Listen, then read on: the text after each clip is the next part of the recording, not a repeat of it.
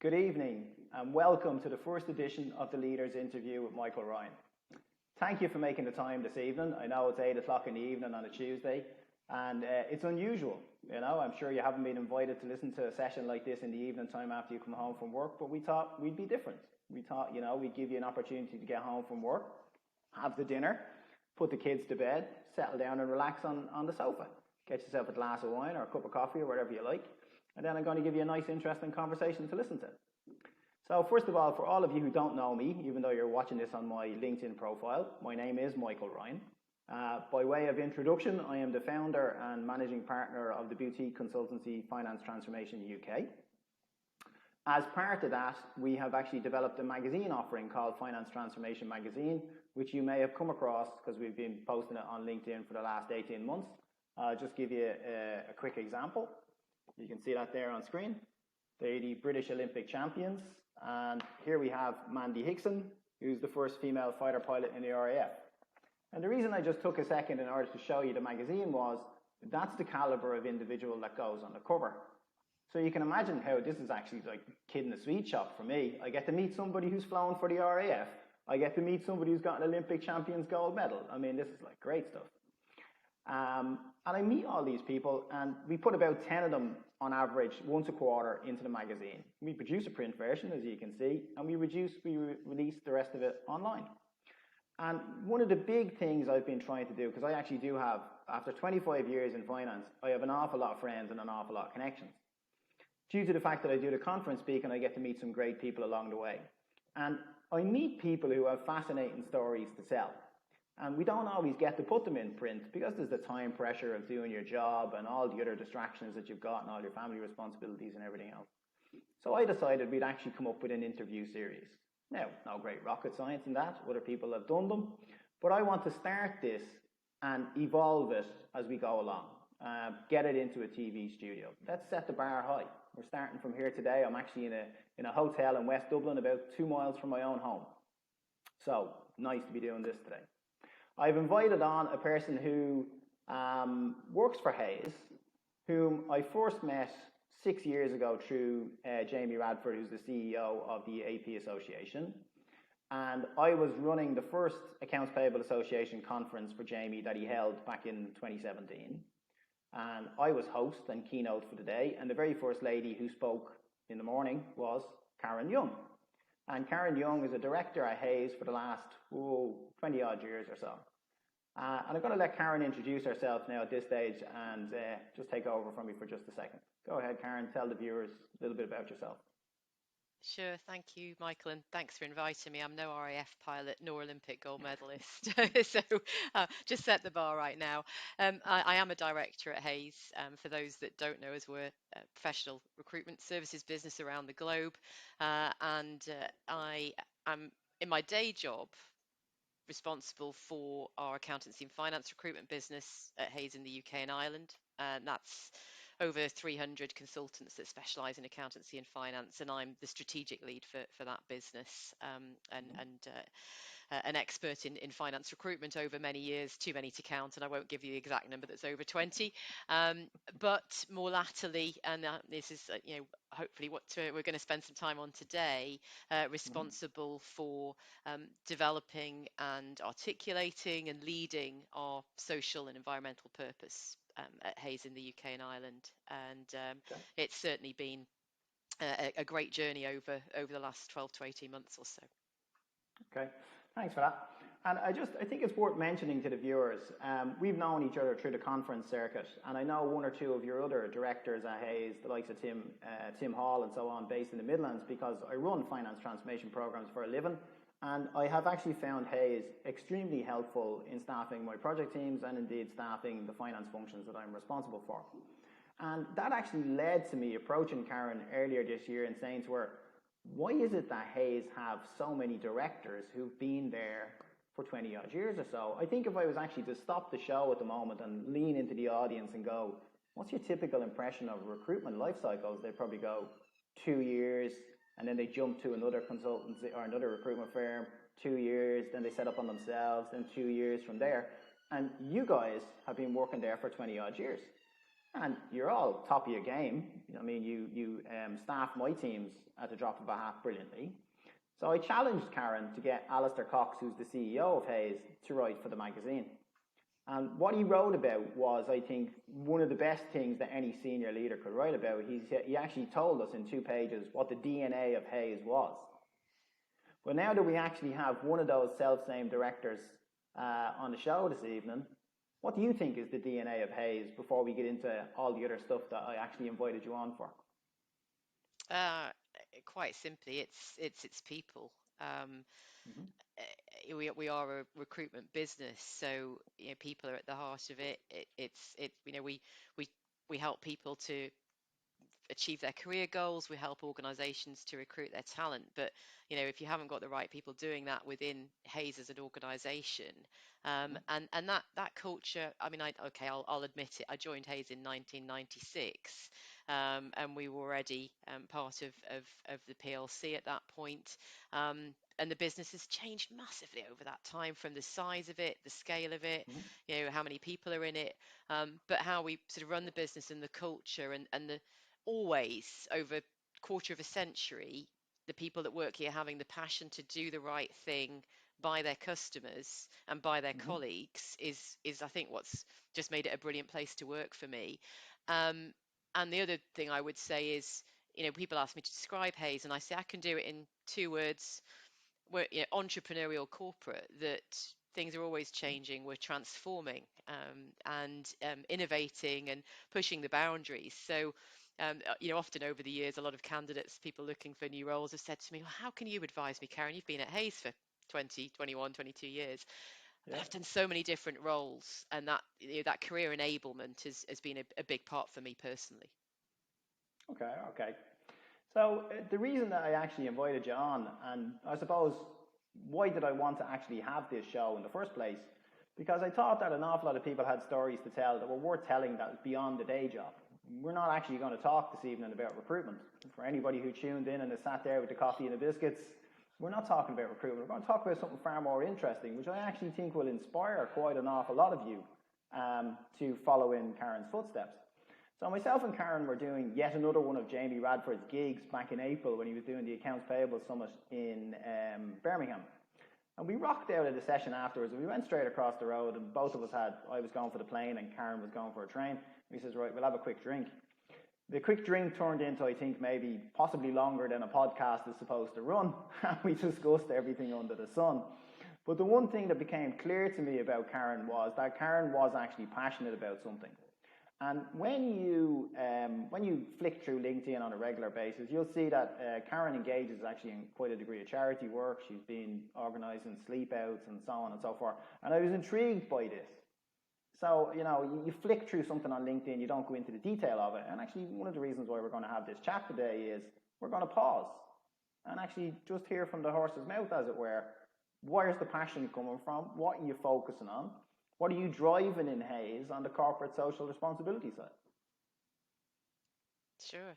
I suppose it's good to start, where it all began, and a certain element of that is my personal life, if I'm honest. In terms of where the passion comes from, I've been involved in charity work from being a teenager. I think the first time I can remember fundraising was the Great North Bike Ride in Newcastle, Okay. with my 14-year-old friend Olivia at the time, and cycling to raise money for Macmillan Cancer at the time. I lost my mother at an early age to cancer, so cancer Okay. charities have Sorry. always been very close to my heart. So that happened by the time I was 14. And when I applied for Hayes in the summer of 1996, Mm-hmm. I haven't got a copy of my application form because it's not online, I would imagine. But I know that I would have had a strong, compelling message about being sporty and competitive. I was a keen runner. Mm-hmm. Probably three weeks or so after I started with Hayes, one of the board directors who'd been involved with my recruitment at the time, we were a smaller organisation then, arrived in the office that I joined, and said, well, you got you got the role partly because you're sporty and competitive, and that desire to kind of keep going and the tenacity. And he said, so here's the London Marathon application form. You can run it for the Hayes corporate charity, which happened to be Macmillan at the time. And I said yes, of course, and I duly filled it in. And in 1997, during my first 12 months at Hayes, I ran the marathon, and at the time raised, I don't know, about £3,500 for the company. But that began the merge of sort of my personal life into professional, and then it was obviously just something that carried on. So I suppose I became a little bit known for being someone that did a lot of charitable works. Now, where that merges with professional is an approach from the board, the Hayes UK and Ireland board, in the first instance to head up our UK charity partnership with End Youth Homelessness, who remain our charity partner, and then ultimately to a task to really lead and develop all of our good works at Hayes, many of which have been going on for longer than my 26 years. We've always done good works, but maybe not been as good at pulling it together and having a strategy and a focus and a real kind of purpose for it, and empowering everyone in the organisation to feel part of it, rather than just a few people like me prepared to put the trainers on and run the London Marathon, because charity work can take many different guises. Um, and um, and and and that's what the board asked me to do. And ultimately, the outcome of that was, after some initial work last year, I was in a board presentation. We had 6 key strategic priorities as part of an initial 3-year strategic plan at Hayes, and by the end of that board meeting, the board voted that what I was doing needed to become a 7th key strategic priority. So the work that we're going to talk a bit about more today is known as KSP7 at Hayes. Okay. So that's the backdrop to it, really. So a little bit of a message around being your authentic self at work, and maybe some of the direction it can take you. Yeah. And to be honest, normally when you come across people in life, you kind of come across them, and I always find there's some background thing in common that you might never get to. And I know we had a conversation, oh God, probably the Christmas before last, and you actually started for Hayes in the Romford office, wasn't it? I did. Yes, I did. Yes. And the very first, I came to England in 1996, showing my own age now at this stage. And the first contracts I got were actually got for me by the Romford office. My first exposure, and I've come full circle. Here I am at the grand old age of 51. And I'm still contracting, only these days they call it the far sexier term of I'm now an interim. Yes. Whereas at the time it was like, would you go do a job for £16 an hour? And I'm like, no, give me £16.50 for it because I'm worth it. And the girls from Hayes going, no, you're not. The other thing I noticed, there's good and bad things to LinkedIn, if you like, because you can see loads of things. But I'd almost swear at some stage that apart from starting this off by being challenged to run the London Marathon, I'd almost swear at some stage you've been swimming one of those lakes. Oh, yes. Yeah. Well, that came about because we were really pre-COVID pandemic.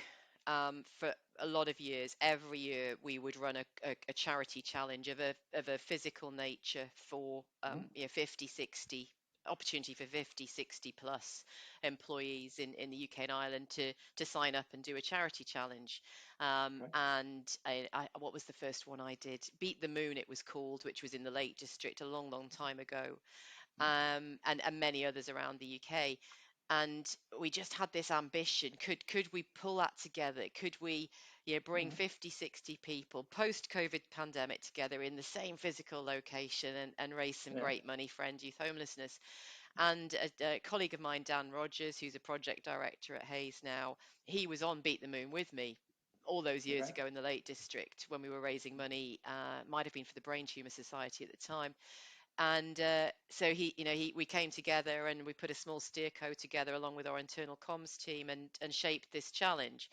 Now, I kind of knew that if I was kind of being the person on the ground, I couldn't do the challenge as well. It was going to be really tough to do that. So I said, well, a couple of weeks before we convene in the Lake District and I pick people up from train stations and all sorts and play taxi for the weekend, I'll do something myself. So yeah, I set the challenge of swimming Ullswater end to end, which is 7.5 miles of open water, and got the job done.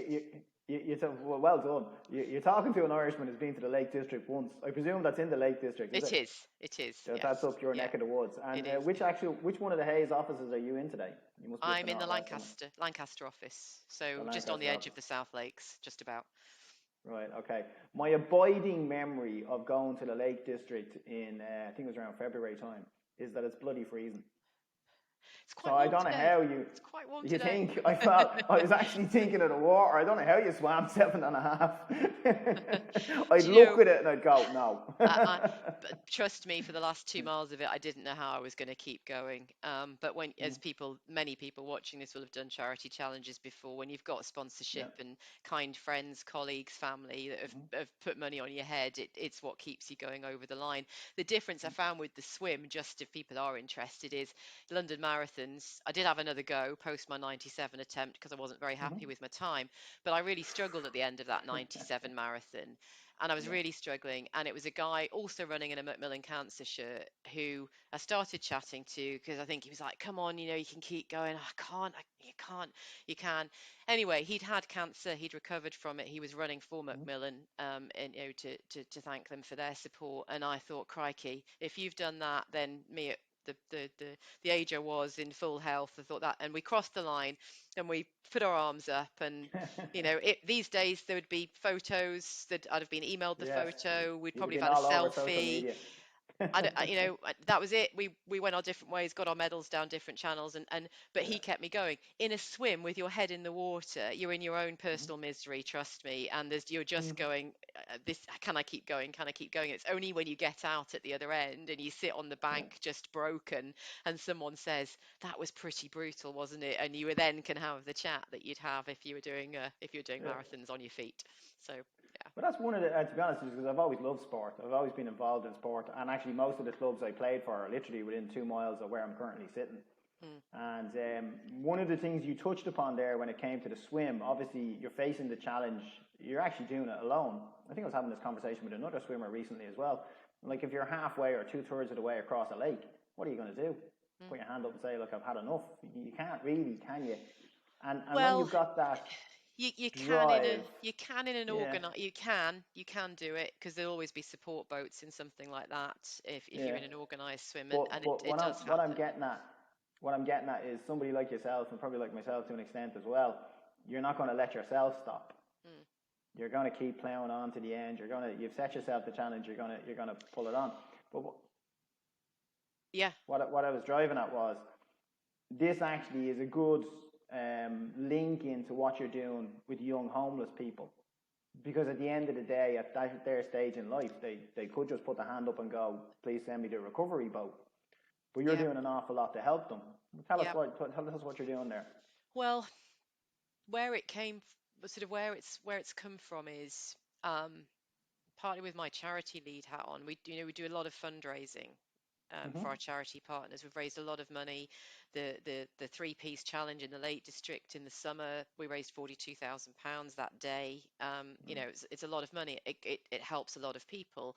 And over the last 12 months or so, that money has gone to help 190 young people into training pathways or employment. So, it's influencing and changing the courses of lives. And I've always been slightly uncomfortable in my fairly new hat of charity partnership, that typically corporates will engage on a charity partnership for maybe a 2 or 3 or 4 year term, but it's always got a term to it. And you do as much as you can, and you run around and you raise lots of money and you organize these challenges. And then to a certain extent, you kind of like, partnerships up, it's been great. You long list and you short list for a new charity partner. In Hayes, we enable our employees then to vote on the final 3, and a partner is picked, and off you go again. Right. And myself and Simon Winfield, our UK and Ireland managing director, and a few other people were kind of like, doesn't feel quite right. Is that partnership? Is that legacy? Is that sustainability? And how can we do things differently? So we started some conversations with Nick Connolly, who's the managing director at End Youth Homelessness, and his leadership team, and threw a few things around, well, hey, we are a recruitment organization. We're talking to employers who need talent every hour, day, week of our lives. Yeah. And you don't have to, if you've sort of not been reading the media, not to be aware of nearly 1.3 million unfilled job vacancies in the UK at the moment, and not enough talent to fill them. Mm. And we just felt, rather than, yes, we'll always continue to fundraise, but how could we do things differently and actually physically help, if you like, to Mm. help get young people into jobs. And the part of the program at End Youth Homelessness that we sponsor, they have an Independent Futures program, and Hayes, we sponsor the employability element of it. So Okay. certainly in terms of any charity that's facing into homelessness would say, well, getting a job is absolutely fundamental to getting into Yeah. a home of your own ultimately in the future and building that independent future. And that's the part that we're having to play. So we are now in a strategic collaboration with EYH, as I'll shorten it to for this purpose, End Youth Homelessness, to build that, to help to give that kind of helping hand to the young people, and to work with employers that want to do more in this space, want to help with youth engagement and, if you like, underutilized talent. So Yeah. if anyone is listening and thinking, well, crikey, we'd love to get involved with that, then here I am, and do reach out to us. It's not a plug for that. We said it wasn't sales and we said it wasn't recruitment, but hopefully that just maybe intrigues you a little bit to think, yes, actually, Well, I'd like to know more. I think we've spoken for 25 minutes so far, so at least 3 of the people in front of me are on their 4th biscuit. One of them is already reaching for the Victoria sponge and the cake. So we've reached 25 minutes before we once mentioned recruitment, but I think we got to recruitment through a way which is, it's inspirational to get involved in attempting to help young people, particularly young people who become destitute to the point of becoming homelessness, and giving them hope and give them reason to continue. So, like in the course of this so far, we've not had really any real need to talk about recruitment. So we've ran the marathon, we've swam the lake, we've climbed the 3 peaks. I'm beginning to think that Hayes actually is an Olympic champion business all of its own. You must all be hired for the fact that you love running around. I was listening to this going, I really went to work for the wrong company. Do you know what, though? That is a very good point, because I'm always very aware, as someone that is quite sporty, Mm-hmm. and I will share a couple of other things that we've done, which Yeah. feel more inclusive. What our New Malden office, where a lot of our finance team are based, they ran a Yeah. sunflower growing competition this year, that you paid to enter, which is how we raised some funds for End Youth Homelessness and charities through doing it. And then, they would be sharing photos of the tallest sunflower for either those grown in a Okay. garden or grown on balconies if you don't have a garden. So we do Yeah. do some non-running around the place stuff as well, I can assure you. Very good, very good. All of that is fantastic, and we should actually just say to anybody who's listening to this, who's inspired by what you're doing. I've always found you at all the conferences that we've gone to that you're very approachable, and you're quite happy to talk to anybody. So I'm sure any of the listeners is welcome to drop you a direct message with regards to any of the initiatives that Hayes are running, and primarily, I suppose, because I personally think, having done an awful lot of charity fundraising for cancer back in Ireland, just down the road actually, when I first came back to live here, that people always like to see a good example of somebody, showing them what's possible, but they're actually afraid to take the step necessary. So if any of the people are listening to this at the moment, and they have a particular graw, as we say back home, a love for something, how would you recommend they actually get started? I think if I didn't show some of who I am at work, no Mm-hmm. one would have known to approach me on some of this stuff in the first place. So I think, Yeah. it's almost a step back from that, Michael, that it's kind of, people, there's a lot of talk, isn't there, around, being authentic and bringing your authentic Mm. self to work, which is fine. But in real practical terms, show a little of yourself at work. You don't have to show everything. I know, Yeah. people don't know everything that I'm doing. Not everything hits Mm. LinkedIn, I assure you. But just a little bit of that, so people can see what you're passionate about. Because Mm-hmm. if I am a recruitment expert, that's my trade, it's my profession, Mm-hmm. it's my expertise for sure. um but if I'm really honest, when you've been doing that 25 years, then getting the Yeah. chance because someone kind of recognizes passion for something and says, can we have a chat about this because we'd like you to do this, that I'm now partly in a role that in another organization, it might be that I'm the responsible, business director or corporate, social responsibility or ESG or sustainability. There's lots of Yeah. different, job titles now and job functions and things that people are doing day to day. They're just some of the jobs that now exist in the job market that didn't exist, a number of years ago.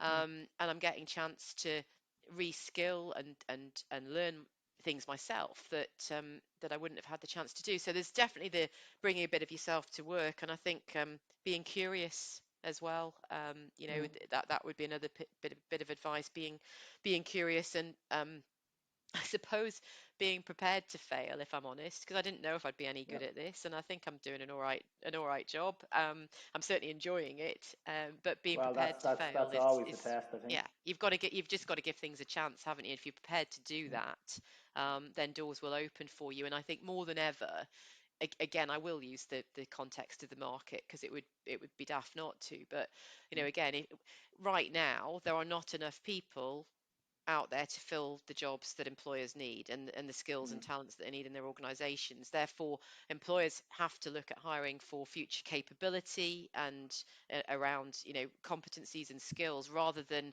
Karen Young having 3 bullet points under duties and responsibilities on my current role of doing this stuff before. Mm. And so I think it's just really important to show yourself open to retraining and reskilling. There won't be a job out there at the moment where you're not having to do something different to what you were doing, certainly pre-COVID pandemic. So Mm. that would be my things. Just Being curious, being prepared to fail, being authentic would be 3 bits of advice, I'd say. okay, okay. And in terms of from your own perspective, as you've embarked on driving a lot of this in the last 18 months, what have you learned, either learned about yourself or what have you learned that you would impart through all the people you're providing career advice Um, that I'm obsessive about things. No, I, to? I am. I have a strong inclination to do things to the best of my ability to run that marathon the best I can, Mhm. and I think I've probably approached this in the same way to make it as good as it possibly can be, but also recognise that things aren't perfect and they're always developing, Mhm. and to ask for help. What I've really found in this newer part of my leadership role is um, when it comes to however you want to call it, doing the right thing, good works, charitable works, CSR, Yeah. ESG, um, the sort of community spirit in people that are doing those roles, whatever their job title, that you Mm. can reach out to someone and say, oh, I saw that you did this. That looks like it Mhm. really helped some people, or it helped the environment. Could we have a chat? Can we have a coffee? And Yeah. just asking for help and how many people are prepared to give it and share their experiences. It's an amazing community from that perspective. Mm. And I suppose, I mean, when I think about some of the things that have inspired me, what I haven't mentioned is that last year we launched a new global program, which is Ah, okay. is now called Helping for Your Tomorrow. And Mm. the work that I've been describing, so things like the end youth homelessness and what we're doing with our social purpose at Hayes in the UK and Ireland, they all link into that because the idea is that we align all of our efforts globally, what we do Mhm. around the world in terms of fundraising and volunteering around the UK. And that's now nearly 12,000 employees around the world for Hayes, circa 3,500 in the UK and Ireland. Yeah. Um, and Doug Evans, our company secretary, at a launch meeting of that global program, and I sit on a global steerco for that. Again, probably wouldn't have had a chance maybe to sit on a global steerco for some Mm. time in my career, so it's opened up a door to that avenue as well. And, Mm. and the question Doug said, which really made me think and inspired me, was, is the world a better place because Hayes is in it? And if not, we need to do better. Um, Yeah. and I think I mentioned that at the accounts payable conference Yeah. a couple of weeks ago, because a few people came up to me afterwards and said, you know what, that really made me think about my organisation and what we're Mm. doing, and maybe we could do better. Yeah. So I think, I've learned that. That's what I've learned as well. We can all do better. Yeah. And I think, to be honest with you, we've probably reached a stage. not in the interview, but in the course of life in general, where Alistair Cox should give us another 2 pages on what the real DNA of Hayes is. Absolutely, yeah. Yeah, Or Doug. I think we're due an update. I think we're due an update. And this conversation got sparked out of that chat we were having in the pub. You guys are actually having an impact on probably the biggest humanitarian disaster of the year, which is obviously what's happened to the Ukraine. Yes, yes. So because we've got that vehicle now with the Global Steerco for Helping Fuel Tomorrow, and in that we, that is, again, it's kind of, well, what does an organization do best? House building companies can build houses, they can help in different ways, and indeed there are some partners of our some good friends and partners of ours in the corporate sector who are also partners of End Youth Homelessness, and they can do building and provide trades to provide housing in the housing element of the Independent Futures program. We're not that. We're recruiters. Our skills are around helping people, and so the global program is around lifting employability, and that's where we're really focused. And there's 6 particular areas of society that we have set out to help, because sometimes we know that they face inequality out in the employment sector, and to give them a helping hand. And quite simply, around some of the UN sustainability goals, it's about helping everyone to have the chance to have decent work, which is great. And we're on a combined effort, and we've got lots of partners around the world, and we're working on that. But it gave us an opportunity, obviously, when we came into this year, into 2022, and the Ukraine situation escalated, that we said, how can we help? And we launched a fund globally. We set out to raise 150,000 euros. We're now at 179,000 euros. But the purpose of that fund, and the reason we wanted to run it as our own fund, as employees contributed and ran bake sales and did all sorts of things around the world, was actually hearing from our colleagues on screen, on Teams, sat in Eastern Europe, watching refugees cross into their countries. And I think at times, I certainly had to turn my camera off, and I'll probably well up now thinking about some of those situations, but it was really kind of heartrending, and that we wanted to help our colleagues in Eastern Europe to help the people crossing the borders and the refugees from the Ukraine. And I mean, just to give you an example, some of the things we've done, some of the fund has gone into working on refurbishing a property to turn it into a school for refugees from the Ukraine. And obviously we have a construction and property big recruitment business, so we know some people who are pretty good in trades. We have an education recruitment business, so we know some teachers, and actually some of the refugees from the Ukraine are now teaching in that school. And just bringing all of that together is just one of the projects where, if we think about helping youth engagement and underutilized talent and sort of quality education then leading to employability, we're still kind of staying true to our purpose, but knowing that sometimes you've just got to respond to events that are happening in the world around you and do something different. So it's that practical help on the ground. It's enabled someone walking down the street in Hungary or Poland to kind of see that there's maybe a church full of refugees, and they can just stop and go in and say, what help do you need? And that we're able to come away, put a business case to Alistair and the people managing the fund to say, they need 5,000 euros to be able to feed the refugees in the church for the next 6 weeks. And then, we can actually directly help ourselves into those. So that's what that fund's doing. Okay, that's very impressive, and that's actually the thing that struck me the most when we had that chat that day back in Birmingham. But did I hear you right? The fund itself is coming from the activities of the Hayes staff. It's not external stuff you're doing. It's yourselves. It's what the staff are contributing. It's largely staff. Yeah, we've not really taken that fund link externally out. It's not, I've not shared that in terms of saying, Michael, can you give us some money into this? So it's largely come from people selling cakes in the Lancaster office, for example, or doing something like swimming a lake and putting money into it. But like 179,000 euros out of a number of staff. How many staff did you say, you might have skipped it at the start, how many staff are you actually responsible for yourself? Just about, well, 325 if I'm exact. Very impressive. Yeah. So I don't think there's anything wrong with us saying to anybody listening at this stage, as they probably reach the fifth biscuit and before they go and turn on the news, and I'm sure anybody could contribute to the fund if you're looking for businesses out there who are listening to this and thinking to themselves, because everybody likes to do something, they like to help, but they don't actually know necessarily how to go about it. So where someone else has taken a lead, no harm in encouraging them to reach out to you. And I think someone, I can't remember if it was you, Michael, but someone challenged me recently when I was talking about it and said, why haven't I seen that on, why you haven't publicized that, Karen, and it's not all over your LinkedIn profile. But that's because the compelling reason for us to do this stuff is to help the people that need the help at the other end of it. And if you go back to your question about what's the DNA, what's the heart of Hays, what's Alistair's view, what's my view, it is because people matter. And the important thing has been, in typical Hays fashion, stay true to the task, get the job done. What do we need to do? We need to fundraise, right? Let's organise, let's action, and everyone kind of playing their part. So, perhaps I do need to tell a little bit more of that story and sort of show some of the photographs. Actually, the First Lady of the Ukraine visited the school the other day, so we had a lot of publicity on that on our intranet, but maybe not so much externally. So and I could have sworn when we were chatting back in August, we must have met at another conference.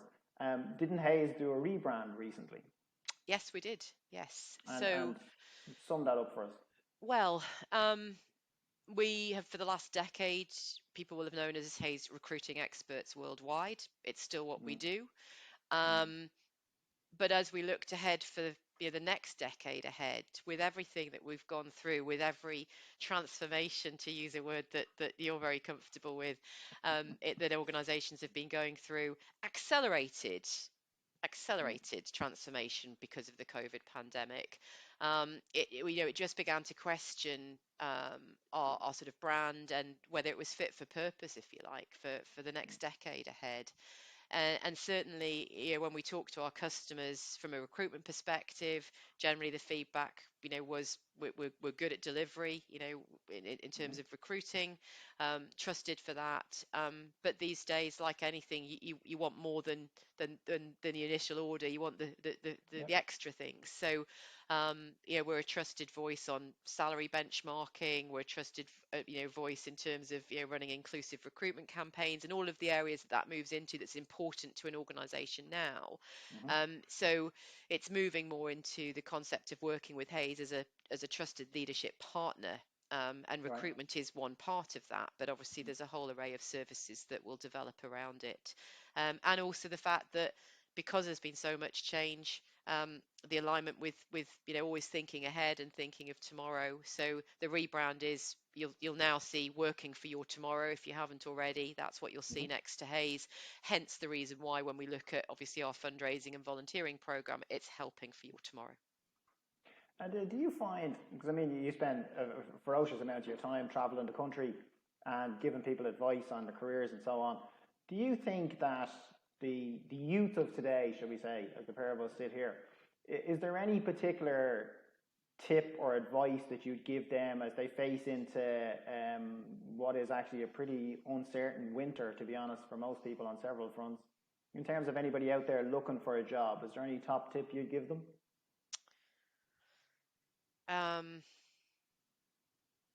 Be positive and remain positive, which can be hard if things are a bit tough when you're applying for jobs. And I mean, I mentioned it before, I'm asking for people for help all the time in this newer part of my role is reach out for help. Don't think there that you're alone trawling over another reiteration of your CV. Reach out to someone.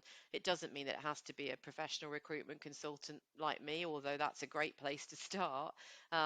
Reach out to a family member, your friends, mum or dad, someone that's in the network to say, look, I'm struggling a bit with my CV, or I'm not getting interviews. Would you mind having a coffee with me and just having a look over it? So being prepared to ask for help, I think, is so important. Yeah, and just on that, actually, just the CV approach. Like, we've all used the CV since we started our career. I remember going around the businesses of West Dublin, cadging for a job when I was a young fella, handing in my CV with my exam results. Is it still the CV to get you in front of an employer for an interview? Or is there anything else? I mean, we live in the most social, digitally advanced age. There's so many things and so many ways by which you can publicize yourself and become known. Is there anything else that's working, or is this? Do they need to stick with the basics and stick with the CV and just get it right? For me, it's personal opinion, Mm-hmm. but obviously I spend my day job, doing recruitment. For Yeah. me, the CV is still the most important personal sales Okay. document at point of application. Um, that said, um, because of different ways of doing things and trying to ensure inclusive recruitment approaches, Mm-hmm. obviously sometimes a lot of that information you might be filling in something that's an online application. Mm. So it's about tailor, whether it's your CV, whether it's your LinkedIn profile, whether it's an online application form, whether it's a Mm-hmm. video soundbite you've got to send in, which could happen these days, whether it's Mm. preparing for your first interview stage, which probably is likely to be an online interview. Whether it's any Yeah. of that, it's about tailoring it to the job that you're applying for. And that for me is always one of the most important things is, looking at a person and job specification, pulling out what the most important two or three things are, making sure you're tailoring it. That's the most vital thing I could say in that. Okay. Okay. And you should be all listening to that since this is the expert. Just following on from that, though, you mentioned the I was going to say the TV interview, the online interview, which, to be honest, I mean, operating as a consultant for such a long time, I'm kind of used to remote working and I'm used to Zoom and Teams and all this kind of stuff. Um, but do you think that most employers have embraced the online interview, or are they still pretty old school in wanting to see the person in front of them? It will depend on your profession and what you do to a certain extent. In Mm, my world, in finance, yes, I'd say that's certainly true. And mm, speaking from experience, I've had employers say to me, "Do you know what, Karen? We'll probably never do a face-to-face first round interview again because it's efficient. It works for my diary. It probably works for the individual's diary and traveling time to yeah. do that and do that first." Obviously with hands forced during COVID pandemic of second, third, and whatever else follows, stage Mm, interviews all having to happen remotely, plus onboarding and starting a new job off your sofa during mm, COVID. I think there's somewhere in between now that first interviews typically may be online, and then you mm, might move to face at second or stroke your third stage interview. But yeah, you shouldn't be caught out by the fact that you're going to end up doing an online interview for a first stage interview. Expect it more as the norm. Be surprised mm, if it's face to face. You do, personally, there's a bit that's lost or potentially lost from that. So you've got to work yeah. harder. You've got to work harder as the interviewer. You've got to work harder as the interviewee for sure. Mm, mm, Um, and people, organizations are kind of wising up to that people want to see the look and feel of a place, and it doesn't have to be mm, some slick corporate video that you've got to wait 12 months for someone to produce and sign off. Quite yeah. frankly, it can be that you walk around with your phone and you sort of take a video and go, well, this is what it would be like if you're walking through the doors into reception. You hear Sally, say hello, Sally, Mm, and that you can almost play that and kind of go, look, this isn't, and this isn't a sort of slick thing we prepared, but this was me walking through when I was thinking about interviewing you today. I thought I'd just do a little bit of a video so you could see what it's like, from a physical point of view. yeah, Human, good idea. personal touch, it can be as Yeah. simple as that. And on that, since at the end of the day, the human personal touch is so important in everything that we do, and to an extent during COVID, we lost a bit of that, and people became isolated and so on. Personally, I've always loved going to the office because just the type of Irish person that I am, you get an awful lot of crack out of meeting people. Um, but you travel the length and breadth of the country, either speaking at conferences or advising employers nationally across the UK. Do you think that we're in a hybrid environment now and that's it? Or do you think that several employers may have a hankering to go back to, let's all go back into the office 4 days a week and on Friday you can work from home? What are you seeing on the ground, if you like? Well, I hate to say it, but talent's dictating that to a certain extent because of Mm, the situation of supply and demand that we've got in the job market. mm, So talent at the moment is saying they prefer hybrid, and therefore, if you want to hire that talent or retain your talent, you have got to listen have to to a offer. certain extent. You Mm, have. Um, we've got our new annual salary guide, which will launch at the end of November. mm, And that when I say salary guide, people immediately think, oh, it's tables of salaries. Yes, it is. yeah. But for the last 4 or 5 years, the most important part of the Hays annual salary guide has been the commentary around things like hybrid working. Even pre-COVID, we were talking around this and the move to it. But I would say have been privy to the preparation of some of that data clearly over the last few weeks since we ran our big survey. And even on some of the salary detail, there's been some of the biggest percentage differentials that I've seen for a number of years or ever actually coming through on that, on what people have done around hybrid, for example, over the last 12 months compared to a year ago, what they've done with their salaries, etc. It's if you need that type of information, keep a lookout. Certainly on my LinkedIn profile, but the Hays company page for when we launch it, because we'll obviously be running events, and I can always send you some details to pop into the magazine, Michael. Can't help but chance my arm, can I? I said to you, I was sticking you in the magazine and I couldn't pin you down, so I stuck you on television. I know. So you were about to ask me a question around that, weren't you? I literally was about to ask, when are you releasing the survey? Just so people know. Well, the survey's been completed. That's done. So we're just preparing the report now, and that will launch. It'll be launched at the CBI conference initially, but then obviously by consultant out into our customer base, and be available from the end of November onwards. Okay, very good. But yeah, hybrid. Yeah, the hybrid piece is interesting, and especially September, October, November. It's conference season, isn't it? Around certainly in the accounting and finance world, and I've spent the last few weeks just talking around hybrid with a lot of people, and it's really interesting because a common perception or view is, well, I couldn't take someone into something like payroll that never done payroll before and train a brand new trainee. We have to have them in the office 5 days a week for 6 months. And then I've asked the question, so how's that going? How's your recruitment going? And they go, I've been recruiting for months. And we've had the conversation where I've said, look, I hate to say it, but you're going to have to try and think about changing something in that dynamic, even if it might be 4-1, just to show that you're listening and that you're flexible, and just that little bit of flexibility. And then once they're trained, to maybe go to a 3-2 type scenario. 3 days in the office, 2 at home. 2 days in the office, 3 at home seem to be quite common in terms of where things are landing at the moment. Okay, you preempted my other question. Thought you might ask it. Do you have any personal preference yourself, or do you spend so much time on the road you're constantly out of the office? You have to be prepared to change, don't you? And when you've been in a profession and done a job a long way and been successful at it, doing it a certain way, it's very easy to sit here and go, no, we need everyone back in. We need people listening to people around them and how they run their calls and the outcomes that they get, and that buzz of being in a sales environment.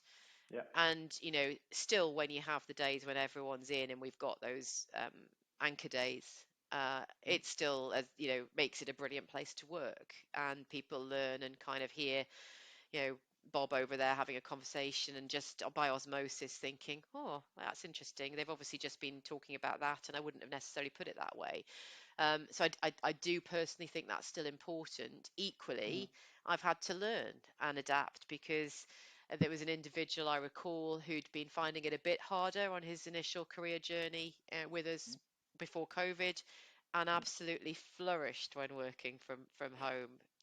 Absolutely flourished and was just on it. And so you just have to be prepared to go. Everyone is different. It's just working out where they work best, what tasks are best done in the office and activities, and ensuring that there's community can be developed online, as we're having this chat tonight. Exactly. So, we've had a reasonable conversation for the last 50 minutes. I thought you'd tell me at the start we'd be talking for 10 minutes and then they'd be switching to the news. But they're still listening. There's an entire packet of chocolate biscuits gone over there. I wanted to finish up with a question. Oh, and by the way, I still want 2 tickets to the CBI conference. I'll give you a spot in the magazine.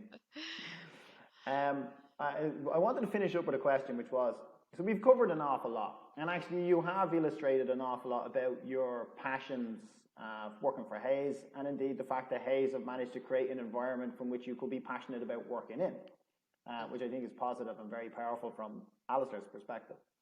But I wonder if you look back now and say we transported you back to working in the Romford office, 97, 98, you're running the marathon, you're living down south, and I don't believe you're a southerner. What would you teach yourself? What would you tell yourself in terms of going forward so that, Um, I would probably, some of the things, to be fair, some of the things I would keep the same.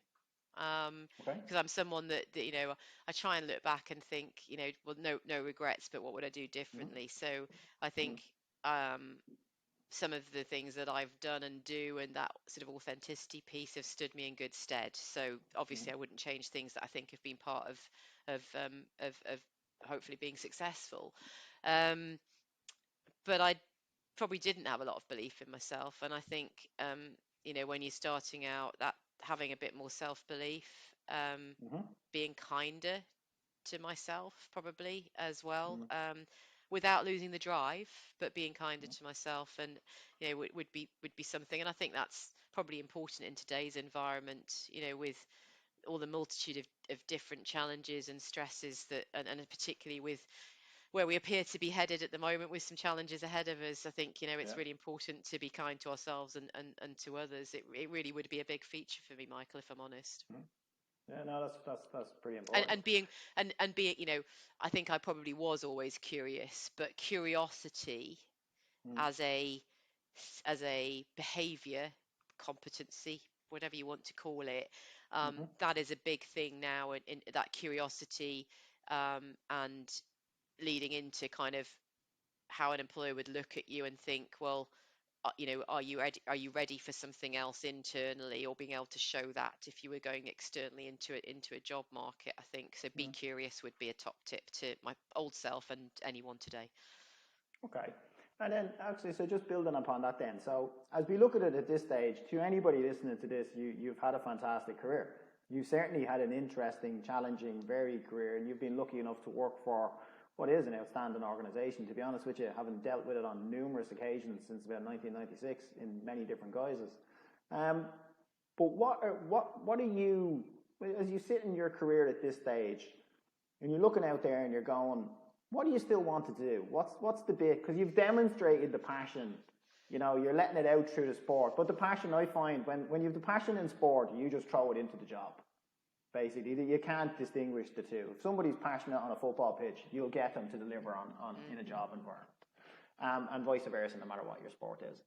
But what's still the driver? What's making you get up in the morning and go, okay, well, I've done all this already. What am I going to do next?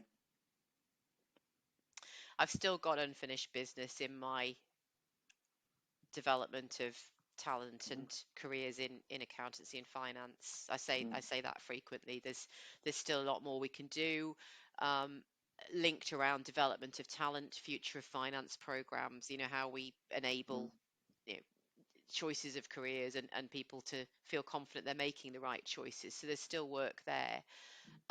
In terms of social purpose, and hey, Doug's question of, is the world a better place because Hays is in it, and if not, we need to do better, then I guess the unfinished business, the things that I'm thinking, well, what's in the future is, well, what does doing better look like in that space? Yeah. So there's a saying that people talk about, isn't there? Doing good is good business. Doing good business enables you to do more good, Yes. which with my commercial hat on, of course, it's why that I probably bring an interesting perspective to the work I'm doing, because now I always know there's, you've, whilst it's about doing the right thing, that is the heart of it. If you can prove that there's a link to something else, you can put more money into it to do even more good, can't you? Let's face it. So I sort of think, looking ahead at the future, am I commercial with heart, or is it heart with commercial, or are they one and the same thing? I had an interesting meeting just yesterday, and someone said, I've really enjoyed this conversation, Karen, because normally people are either commercial over here, or they're in the social, the ESG space, Yeah. and kind of, you've sort of brought both together for me today, which was interesting. So in terms of the future, I would love us to be able to be sat here in 1 year, in 2 years, in 3 years, saying, do you know what, we've put X amount of young people through training and resilience and financial well-being courses. We've given these taster days and work experience to these young people, and these young people will have a chat to Harry. He's now got a great job, his first home of his own, and hear from Harry about his story. It really would be those individuals, and I guess that will always continue to inspire me in the future, but so will helping talent in the accountancy and finance space. So for me, it's still a blend of the two. That said, work that we've done here has enabled new jobs to be created even at Hays, that have enabled some of my colleagues to make different choices. So to enable the end youth homelessness collaboration, a new job was created, and my colleague Jamie Holders is working with me to lead that project and actually bring it to life. So yeah, You're creating jobs. that's changed the shape. As a experienced director with Hays in terms of recruitment, sales and talent, he's very passionate about that, and actually did his masters around sort of social enterprise, and he's now able to bring his full self into that role at work, which is exciting. And I didn't catch, and maybe some of the viewers didn't either, what was Doug's surname? Evans. Doug Evans. Because to be honest with you, and it's not because I invited you on the show, I would actually say the world is a better place for the fact that Hays is in it. And I think it's testimony to what you are doing, that I know you, that I know Tim, I know the guys in the Manchester office, Kai, Remy, so many more of them. One of your best recruiters was a girl called Sarah down in Sarah Lair. I think she went off to Australia afterwards. She recruited for me down in Southampton. Right across the board, when you're talking to a Hays recruiter, it is different. So I would say to Doug, as a piece of honest feedback from someone who has to hire on a regular basis, the world is a better place for it. And to be honest, I already know from dealing with the likes of Tim that passion runs across your director base. But I think the interesting question to finish it off on, I know I asked 2 questions previously to say I was finishing off on, but we kept going. Ambition-wise, from such a talented pool of top-level executives who've had consistent indoctrination in the DNA of Hays, does one of you not want to run the organisation? Have you your eye on the top job at some point in the future of the career, or is your ultimate ambition in a different direction? Or That's a very good question, given it will be aired online, Michael. Well, I was going to say to you, I'll have a word with Alistair and say, don't bother with the political answer. With everyone listening, I'm not sure. Look, I can't speak. I can't speak for my colleagues. There is a very rigorous and excellent sort of process of succession planning at Hays in the senior leadership team. I would say that. So. I know I've already worked on that program. Should I feel I've finished my business with accountancy and finance recruitment, which I haven't, there's a plan on that. So the honest answer is I don't know, but I think if I was true to myself, it would be, what would I be famous for? And it would be running a brilliant accountancy and finance business, but it would be probably making a name for myself in the social value space, in terms of really doing better here, enabling more and more partnerships with different charities, and really empowering every employee at Hays to really utilize their skills and volunteer. And if I'm honest, we've scratched the surface. I'm really proud of some of the things we've been doing, but we can do so much more, and that's what's exciting. So my ambition lies in that area, I would say. Okay. If I've got to put my stick in the sand. I'll be asking Tim Hall the same question. Okay, we've actually been talking solidly for an hour. I told you once I got you going, you'd never stop. And at this stage, I'm sure 1 or 2 people are sitting there thinking to themselves, they've got to nip upstairs and make sure the kids are okay, or actually, go out and make another cup of coffee. So, we're going to wrap up at this stage. Firstly, let me express my thanks to you for agreeing to be the first interviewee on the Leaders Interview. I never had any doubt whatsoever in my mind that you were the right person to talk to first. And you even allowed for the many technical hitches that I've had during the course of today since we started this session. It's gone as I had anticipated it would, and I would sincerely doubt that there isn't a single person listening who hasn't learned something from your story, from the Hays story, from the passion that you bring to what you're doing, and a greater awareness of what Hays are doing in order to help people both nationally and internationally. And that's a credit to you all, I have to say, and I'm not just plum-mossing you, as we say back home. You deserve it. In terms of what we're trying to do here, so as I said, Karen is the first guest that we've had on the show.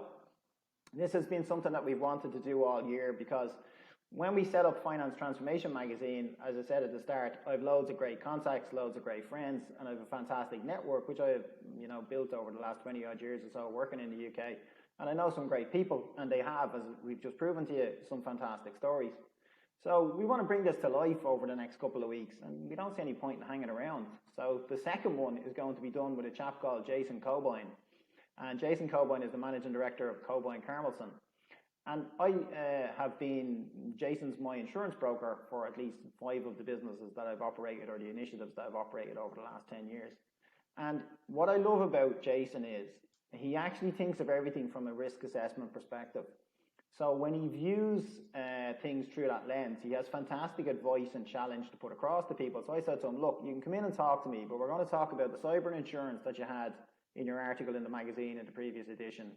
And I want some tips for you on an individual and on a business level when it comes to the cost of living crisis, the potential power cuts over the winter, and generally what everybody is facing into, which is quite challenging. So in setting out to do these interviews, I wanted to demonstrate the people who made a difference and give them a platform to tell you and show you why. But I also wanted people to bring practical tips and helps both at a business corporate level and to the individuals. And Jason will probably focus a bit more on that.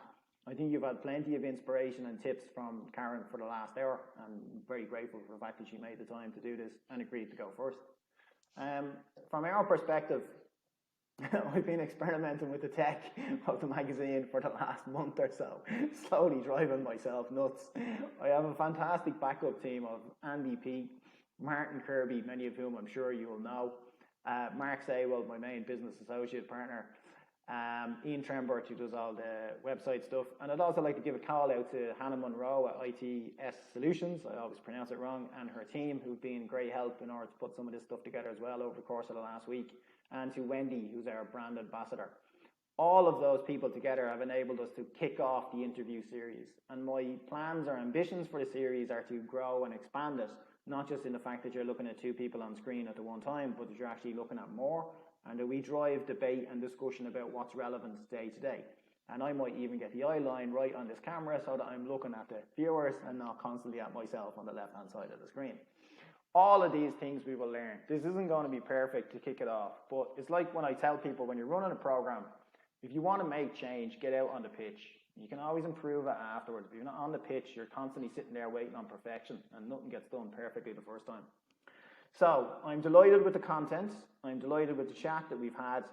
Myself and the boys in the background will work on the tech stuff for the next one, and I'll most likely be interviewing Jason within the next week or so. He's currently sunning himself in Cancun on his holidays. And we have a few more lined up after that from the magazine that will teach you a few things, all right. So, hope you enjoyed it. I hope you liked the magazine and are getting something from it. If you have any suggestions, by all means, give them to us. Pop your comments underneath this in the LinkedIn profile. And as I said to you at the start, I was going to air this on my profile at 8 o'clock on Tuesday, the 1st of November. And here we are now at about 20 past 9. We have successfully done that. I didn't air it live, and I'm sure you know that. But the objective of the exercise is to get to a live situation. And we will get to that quite quickly during November. Have to set the bar and have to chase the goal. Do you know what I mean? So that's it. Have you any last words to say, Karen, or will we sign off and hand back to the tech boys? No, just thank you for having me, and I'll be seeing about those tickets for you, and I'll get you the link. You've been promising me tickets for years. Yeah, and look out for details. If you've been interested in the social stuff, look out for some details on that report, which I think Michael's going to share, and obviously salary guide. I definitely would recommend that as your read for November, early December for sure. Thank you very much. Brilliant. Thanks very much. Thank you, Karen. Thanks everybody for watching. Hope you enjoyed it. Pop your comments below. I'm sure we'll be chatting again within a week. All the best. And at that point, you can cut it, Martin.